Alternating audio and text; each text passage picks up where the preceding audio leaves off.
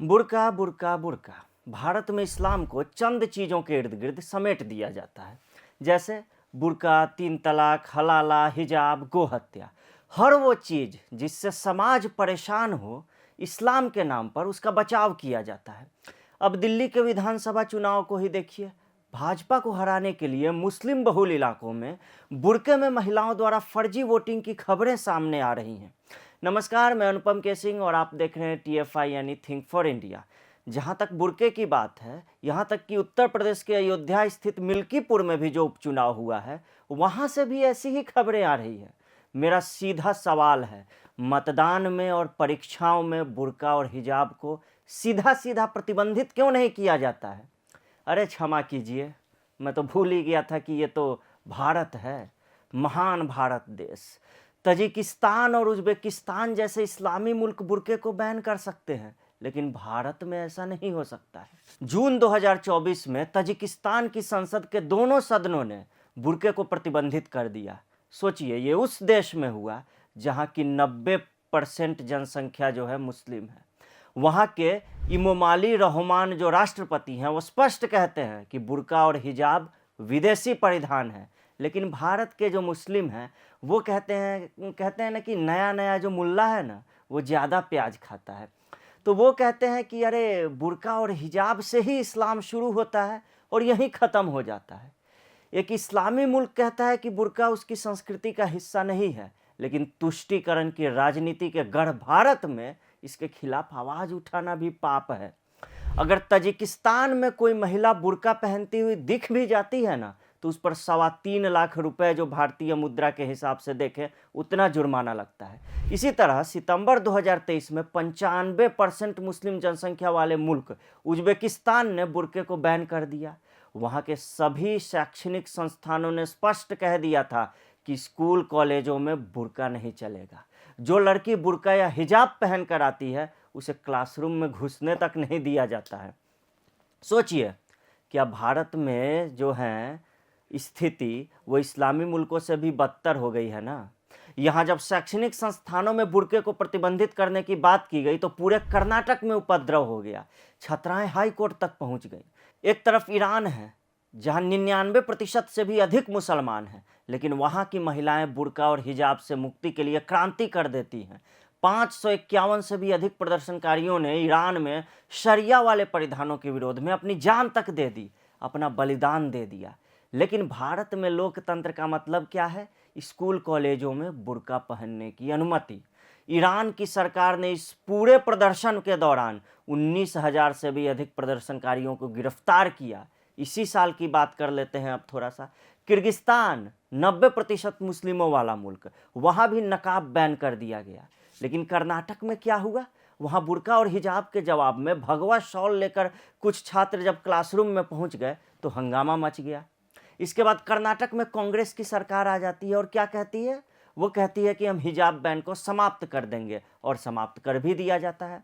ये बुर्के की बात मैं अचानक से नहीं कर रहा हूँ। दिल्ली चुनाव में जो हुआ है वो सही में खतरे की घंटी है। कल को हर राज्य में इसे दोहराया जाएगा। बुर्के में फर्जी वोटिंग का खतरा इस कदर बढ़ गया है कि कल को ये चुनाव आयोग और पुलिस प्रशासन के नियंत्रण से भी बाहर हो जाएगा। सीलमपुर विधानसभा क्षेत्र 57% मुस्लिम जनसंख्या वाला विधानसभा क्षेत्र, वहां भाजपा कार्यकर्ताओं ने बुर्के की आड़ में फर्जी मतदान का आरोप लगाया है। आरोप है कि कई महिलाएं ऐसी हैं जिनके नाम पर पहले ही वोट डाल दिए गए। भाजपा और आप कार्यकर्ताओं में झड़प भी हुई है इसे लेकर। अब चलिए मिल्कीपुर, उत्तर प्रदेश, जहां से अयोध्या के सांसद, अरे सॉरी फैजाबाद के सांसद नहीं, अयोध्या के राजा अवधेश प्रसाद के बेटे को समाजवादी पार्टी ने प्रत्याशी बनाया है। वहां समाजवादी पार्टी को इससे ऐतराज है कि बुर्का हटाकर महिलाओं के चेहरे का उनके वोटर आईडी कार्ड से मिलान क्यों किया जा रहा है, यानी अब पहचान भी न की जाए।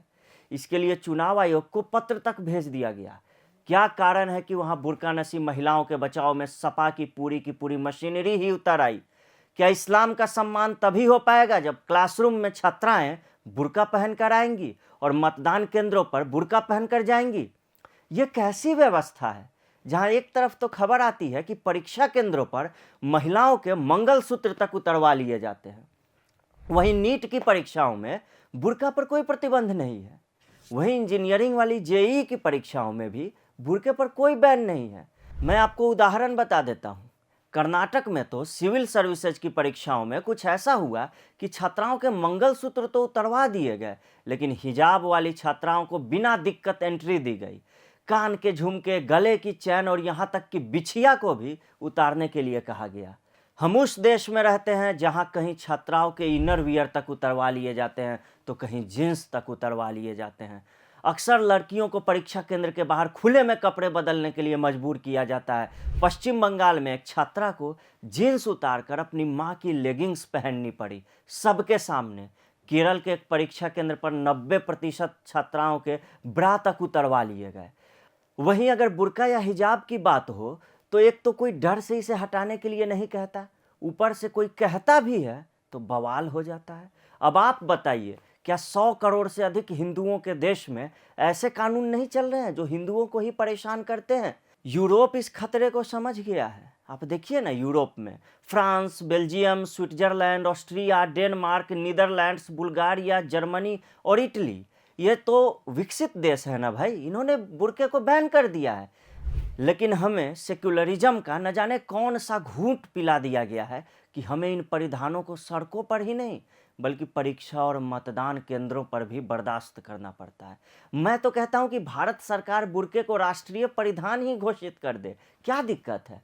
यूरोपीय देशों ने तो बुर्के को इसीलिए बैन किया क्योंकि वहां इसकी आड़ में अपराध हो रहे थे। भारत में भी जमकर ऐसा हो रहा है। ये देह व्यापार, नशा तस्करी और हथियार तस्करी का माध्यम बन रहा है। ये मैं नहीं कह रहा हूँ, मुस्लिम महिला डॉक्टर मेहर राथेर ने श्रीनगर की एक सभा में ऐसा कहा था। What was burqa essentially? Was it the veil Islam suggested or any other religion suggested? No. It was a medium for flesh trade. It was a medium for drug trafficking. It was a medium for weapon trafficking. छुपाओ, चलो, अंदर से कुछ भी मत पहनो, कुछ भी करो। मध्य प्रदेश के इंदौर में बुर्के में ड्रग्स छिपाकर तस्करी करती हुई महिला पकड़ी गई। उत्तराखंड के ज्वालापुर में भी ऐसी महिलाएं धराई। बुर्के के भीतर छिपाकर तस्करी होती है, हथियार की तस्करी भी होती है। पुलिस अगर जांच कर देगी तो अमेरिका में बैठी कोई संस्था मानवाधिकार में भारत की रेटिंग गिरा देगी। ये है स्थिति। यूरोप में तो अपराधियों ने बुर्के की आड़ में बच्चे का अपहरण, डकैती, बमबारी, हत्या तक जैसे अपराधों को अंजाम दिया। लेकिन भारत की राजनीति आज इस स्थिति में पहुंच गई है कि आप छू तक नहीं सकते। बैन करना तो दूर की बात है।